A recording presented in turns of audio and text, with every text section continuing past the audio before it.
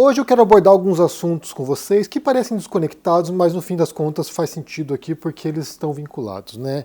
Começando com uma fala do Augusto Nunes. Ele estava lá num programa de um portal de extrema-direita e ele estava decepcionado, porque essa semana, como vocês devem ter visto, o Lula e o Trump conversaram por telefone, uma conversa de quase 40 minutos, e parece que estão resolvendo as pendengas aí.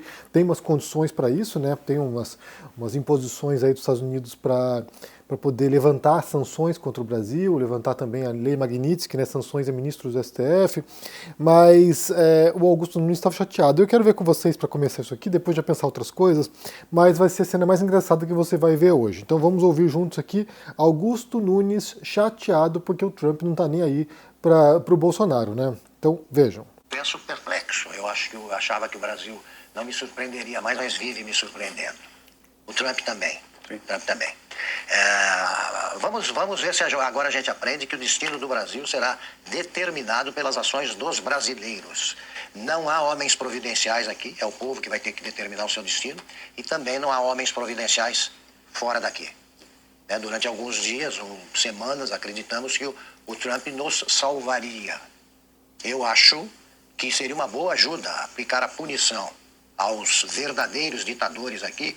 Isso ajuda a nossa briga.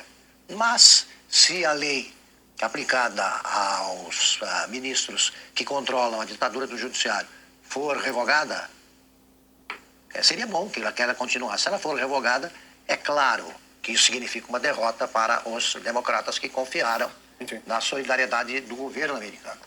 E depois no finalzinho aqui desse vídeo tem uma fala perfeita do Augusto Nunes. Quero ouvir com vocês aqui. Ele diz o seguinte: E aí, a nossa nota diz o seguinte: o cancelamento das sanções estaria condicionado a um acordo, claro, entre Lula e Trump, que envolve a concessão de terras raras brasileiras para exploração americana, fim da censura contra redes sociais, cancelamento de impostos contra Big Techs, colaboração brasileira no combate ao crime organizado e o término de qualquer cooperação do Brasil com a China no setor de satélites. Nesse caso, a empresa Starlink, do empresário Elon Musk, poderia se beneficiar. Eu queria te ouvir sobre essas condições que, em tese, estariam na mesa aí para negociar a retirada do nome de Moraes da Magnitsky. Posso pedir licença? Claro. Consta para completar, quer dizer, pelo que você disse, agora em boa hora, quer dizer que não tinha nada a ver com democracia, com valores, liberdade, nada disso. E nem com soberania também. Nada tá disso, tudo. Nem soberania e tal. Por quê? O Alexandre de Moraes melhorou a vida das vítimas da ditadura do judiciário. Então, vamos deixar as coisas claras, tá? É cada um defendendo o seu. Pronto. Então, no fim das contas, caiu a ficha, né? Caiu a ficha de que todo o discurso, né? Toda a tese bolsonarista de que o Trump estaria interessado em resguardar, entre aspas, a democracia, como eles entendem, né? Porque é uma bobagem completa. Inclusive, vou deixar na descrição aqui desse vídeo o link para o meu livro que eu lancei mês passado falando sobre isso, né? Que se chama O Golpe que Falhou, que conta justamente como foi a movimentação dos bolsonaristas para tentar um golpe de Estado no Brasil. E também já recomendando que vocês leiam o último livro lançado, que se chama Como Fabricar um Inimigo, que é adaptado da minha dissertação de mestrado, que fala justamente das técnicas retóricas e de comunicação e de propaganda usadas pelo regime nazista nesse caso, mas que pode ser usado, né, e aplicado e entendido em outros casos também, as técnicas usadas para manipular a percepção das pessoas e, em parte, radicalizar uns grupos, levar a população a odiar determinados segmentos, mas também, e acho que o mais importante da minha tese, é de dessensibilizar as pessoas, de modo que elas deixem de se importar com o destino de certos grupos que são perseguidos. Então, vá lá, confira esses dois livros, O Golpe que Falhou e Como Fabricar o Inimigo. Esse aqui saiu agora, lancei ontem, já teve um monte de downloads ontem, então obrigado a vocês. Chegamos ontem na primeira posição em várias categorias por causa desse livro, então muito obrigado e espero que vocês curtam a leitura. Então, aqui, como diz o Augusto Nunes, eles descobriram agora, os bolsonaristas descobriram agora que toda a expectativa que eles tinham em torno do Trump, de ajudar o Brasil, de salvar o Brasil da ditadura, da toga, isso aí era uma bobagem completa, uma balela completa, um delírio, né? Um delírio dos bolsonaristas, um delírio do Eduardo Bolsonaro, um delírio dessa turma aí do Augusto Nunes, ou seja, estavam delirando, achando que o Trump se importasse de fato com o Bolsonaro. Não se importa, né? O Trump é um sujeito kamikaze, como já falei muitas vezes aqui, mas ele tem uma lógica que é beneficiar a si próprio e aquilo que ele entende, né, que vai avançar a agenda dele, aquilo que vai avançar ali os interesses dele. Então, e aí, né, desde que o Lula e o Trump se encontraram tempos atrás, tem havido essa aproximação e eles estão apaixonados um por outro, né? Eu até vi uma reportagem ele falando, né, com uma fala do Lula, dizendo o seguinte, né, que, nossa, que ele ficou surpreso como o Trump pessoalmente ele é muito diferente do Trump das câmeras, do Trump da imprensa. Como pessoalmente ele tem um outro tipo de comunicação e é muito mais razoável. E aí, claro, tem que entender a lógica da negociação trumpista, né? Ele é alguém que vem do mercado imobiliário, vem do mercado das corporações, e ele tem uma tática totalmente distinta de fazer negócio. O Trump não é naturalmente um político, né? Ele vai para o mundo político graças à sua visibilidade, inclusive por causa da televisão, né? Do Aprendiz, essas coisas. Então, assim, ele vem do mundo corporativo. Então, o modo como o Trump faz negócio é muito distinto e é um estilo muito agressivo e que acaba intimidando aliados, inclusive, né? Agora, nesse caso, tem havido essa aproximação e aí, quem sabe, possa resolver as pendengas entre Brasil e Estados Unidos, e isso para a frustração, né? Para o desespero dos bolsonaristas que achavam que o Trump seria o salvador do Brasil. E aí vem Augusto Nunes dizer, né, desesperado, não, cabe a nós fazer isso. No fim das contas é isso, né? Cada um por si, cada país por si, cada população por si própria, cada nação por si própria, que é como funciona o jogo aí, a regra internacional, né? Tirando quando você tem certos blocos, né? Por exemplo, a União Europeia, que um país apoia o outro, mas no geral é cada um por si, sim. E aí, aproveitando esse gancho dessa história aqui, eu quero falar de uma postagem que o Wilson Gomes fez no Instagram. Ele reproduziu aqui uma imagem da divulgação do ICL pós, e aí a Márcia Tiburi, né, falando que eu acho que a esquerda não morreu. Eu acho que ela se renovou e está produzindo novidades incríveis que as pessoas não estão conseguindo entender. Depois tem um vídeo lá vinculado no ICL, né, sobre isso. E aí o Wilson Gomes comentou o seguinte aqui, olha: a esquerda está ótima, é o povo que não entende, entende? Querer o quê de um povo que não entende nem sabe dar valor aos biscoitos finos que a esquerda fabrica? Ha. E aí é interessante pegar isso aqui, né, porque essa divulgação da pós de teoria crítica do ICL, inclusive eu divulguei aqui esses dias e espero que você esteja fazendo, tenha se inscrito. E aí, no fim das contas, quando a gente fala, né, que a esquerda está em crise, ou a esquerda morreu, ou a esquerda está com muitos problemas aí para poder governar, ou chegar ao poder, ou poder se manter no poder, é justamente por isso. Acho que aqui o que a Márcia Tiburi disse resume a ideia de uma esquerda que está agonizando ou que morreu. É justamente essa incapacidade de se comunicar e de transmitir para as pessoas aquilo que eles pensam. E aí, ontem saiu uma pesquisa bem interessante que eu quero até mencionar contigo, uma pesquisa que foi publicada, que eu vou ler a reportagem do Poder 360 sobre isso, que a manchete é: quanto mais jovem, mais de direita no Brasil, diz pesquisa. Estudo da Atlas Intel aponta que mais da metade dos nascidos entre 81 e 2009 é de direita, os anteriores de esquerda. Ou seja, a esquerda está envelhecendo, né? A esquerda não se renovou. Os jovens agora, uma boa parte, né, mais da maioria dos jovens, tem uma predileção, tem uma predisposição mais à direita. E aí, é claro que a gente pode pensar que há muitos fatores que podem levar a isso, e uma delas eu acho que é justamente essa incompreensão do que se trata a esquerda, né? do que é o jargão da esquerda, as teorias da esquerda que não se traduzem para a realidade das pessoas comuns, né? Muitas vezes você tem teorias que são muito sofisticadas, conceitualmente sofisticadas, inclusive com uma linguagem que é bastante inacessível, e aí não se traduz para as pessoas, ou muitas vezes as ideias chegam às pessoas, mas são ideias esdrúxulas. Por exemplo, vou citar uma ideia esdrúxula para vocês aqui: revolução. Essa é uma ideia esdrúxula. Não porque a revolução por si só, né, naturalmente, seja uma ideia esdrúxula. Em algumas circunstâncias, acaba sendo a única saída possível para uma situação de opressão, de autoritarismo, de penúria extrema, de miséria absoluta. Então, assim, às vezes só a revolução que transforma um sistema que está todo engessado e que não permite uma mobilidade social, que não permite umas condições mínimas de sobrevivência para as pessoas. E daí a população chega no estágio que elas percebem que só uma revolução ou uma revolta violenta vai solucionar as questões. Então, isso aqui aconteceu em outros momentos históricos, né? O problema da ideia de revolução são vários, né? No século XXI, 2026, pensar em revolução é pensar em chacina, é pensar num massacre de quem tentar uma revolução, porque quando você pensa, né, século XVIII, por exemplo, quando houve a Revolução Francesa, você tinha um sistema político, um sistema militar que era muito diferente do que é hoje, né? Hoje você tem, por exemplo, forças armadas com equipamentos que são muito mais sofisticados do que um cidadão comum. Quando você pensava no passado, 200 anos, 250 anos atrás, o cara que era um revoltoso, um revolucionário, ele teria as mesmas condições quase de equipamentos, de armas, de poder enfrentar o Estado do que as forças estatais. Não havia tanque de guerra, não havia caça, não havia mísseis, não havia, drones, não havia um monte de coisas que hoje tem e que seriam usados contra os revoltosos, contra os revolucionários.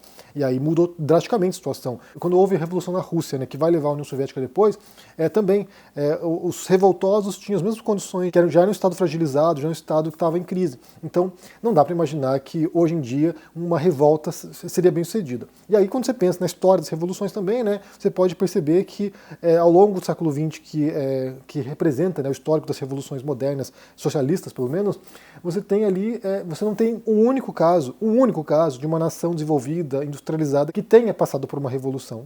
Não há esse histórico, não há nenhum histórico bem sucedido, ou seja, todos os casos de revolução que foram bem sucedidos no século XX foram países bastante atrasados economicamente, atrasados em termos de tecnologia, atrasados em termos de desenvolvimento, países agrários, né, como a China, como era também a Rússia, ou seja, quando você pensa, por exemplo, o mundo desenvolvido hoje, né, países europeus desenvolvidos, os países americanos, não dá para pensar que existe qualquer condição de haver uma revolução. Mas tem gente que vende essa ideia porque isso aqui fala diretamente com uma parcela de despossuídos que também não vê nenhuma saída a não ser através da violência. Ou seja, a pessoa está no fundo do poço e ela pensa, olha só, me parece uma boa ideia, me parece que é legal pegar em armas para tentar mudar o sistema, sendo que isso não vai acontecer. Não vai acontecer. Isso aqui é uma mentira propagada para os seguidores que sabem, ou sei lá, ou intuem que seria uma boa ideia, mas também não tem viabilidade. Ou seja, é aquela coisa, né? Eu finjo que te engano e você finge que é enganado. Basicamente é isso.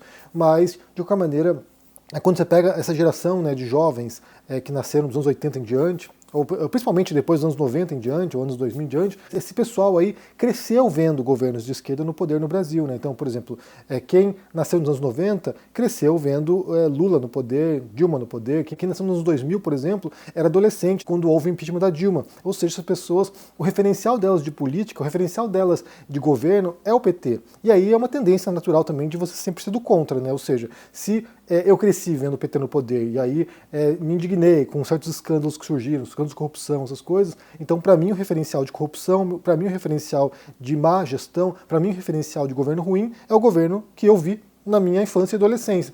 E aí isso gera um rechaço que inclina a pessoa para outro sentido. Assim como em outros momentos, né? Se você tinha lá um regime autoritário de direita no Brasil, um regime militar no Brasil, quem era jovem, né? Quem era um jovem indignado, ele ia tender para a esquerda revolucionária, inclusive, em alguns casos, né?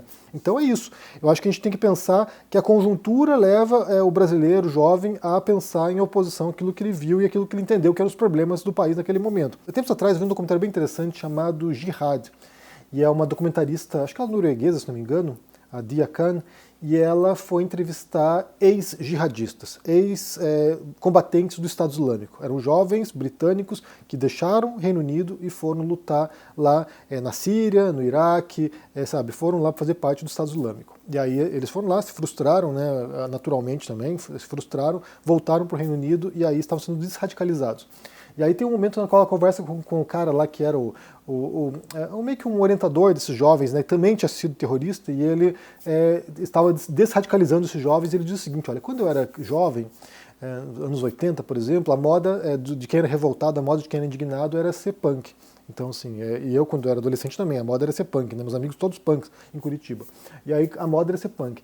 E aí, na medida agora que o tempo passou, e a gente está no momento no qual esses jovens descendentes de muçulmanos aqui, descendentes de árabes ou de religião islâmica no Reino Unido, começam a crescer e eles vão se sentindo discriminados, vão sentindo que as oportunidades deles não se abrem, porque eles, por causa da etnia deles, por causa da religião deles, eles se revoltam, e para eles a solução, a indignação deles era canalizada para a violência islâmica, a violência do Estado Islâmico, a violência do terrorismo. Então, assim, esses jovens eles vão encontrar saídas para sua indignação que muitas vezes vão na contramão daquilo que se imagina, né? Ou seja, esse jovem britânico, ele vai buscar canalizar sua indignação, sua vontade de transformação num estado totalmente retrógrado, reacionário e bárbaro. Assim, medieval mesmo.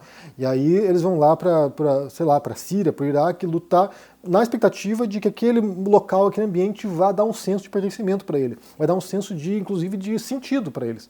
Ou seja, minha vida tem sentido, dentro desse contexto aqui eu tenho valor. E eu acho que e isso é uma coisa que a gente percebe muito nesse debate político também, ideológico, né? Que é o senso de pertencimento, que é eu faço parte disso, isso aqui me acolheu, isso aqui me dá respostas para a minha existência, de modo que isso aqui me dá uma diretriz para poder lidar com esse mundo que me oprime e que eu não entendo direito.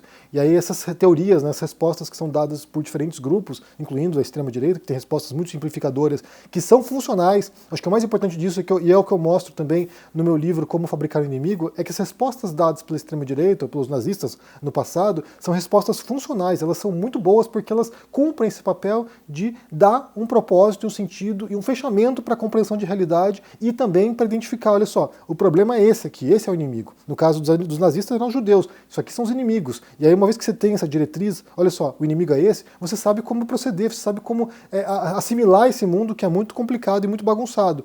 No caso dos direitistas, da extrema-direita brasileira, você tem lá os inimigos, é o PT, são os comunistas, sei lá, você vai lá, ditadura gaysista, as feministas, assim por diante. Então você estabelece quem são os inimigos, e esses inimigos muito bem compartimentalizados te dá uma resposta satisfatória para lidar com a realidade e fechar essa complexidade do mundo, né? Porque isso também é uma tremenda fonte de frustração para as pessoas. A complexidade, um mundo que não é tão fácil de você dividir de maneira binária. E aí quando você encontra uma resposta binária e simplificadora, isso te apazigua, seja de esquerda ou de direita. Se você dá uma resposta, a revolução vai solucionar o problema, você já se apazigua. Olha só, quando houver a revolução, os meus problemas vão acabar. Ou quando houver uma revolução conservadora no Brasil, que era o discurso do Olavo de Carvalho, os meus problemas vão acabar. Então, a partir desse texto da Márcia Tiburi, dá para compreender justamente por que a esquerda está em maus lençóis, porque as respostas de um segmento da esquerda, pelo menos, de um segmento acadêmico da esquerda, ela traz complicações, traz complexidade que não ajuda, não traduz isso para a pessoa que quer uma resposta simplificada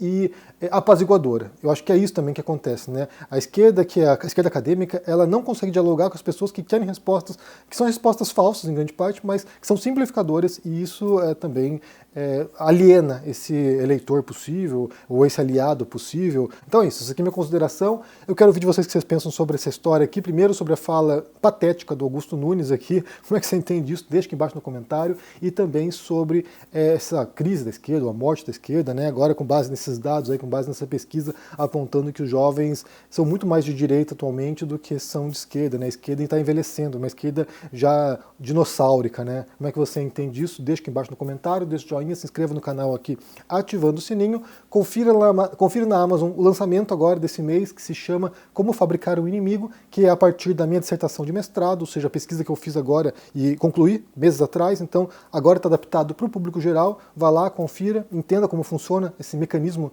de construção do inimigo e como isso apazigua também as pessoas, de modo que elas sabem, olha só, o alvo é esse, se a gente destruir esse alvo, a vida vai ser melhor. Vá lá, confira. E por fim, quem quiser conhecer formas de fazer uma renda extra, vou deixar na descrição para vocês aqui um link. Vai falar com o Clayson, que é um parceiro, um amigo do canal aqui, e ele vai dividir com você um material para que você possa fazer aí um dinheiro a mais por mês, 700, 800, 900 reais a mais por mês, para ajudar você a pagar suas contas, fazer uma poupança, poder, sabe, realizar algum projeto, fazer uma viagem. Então, link na descrição lá. Boa sorte e se cuide. Tchau!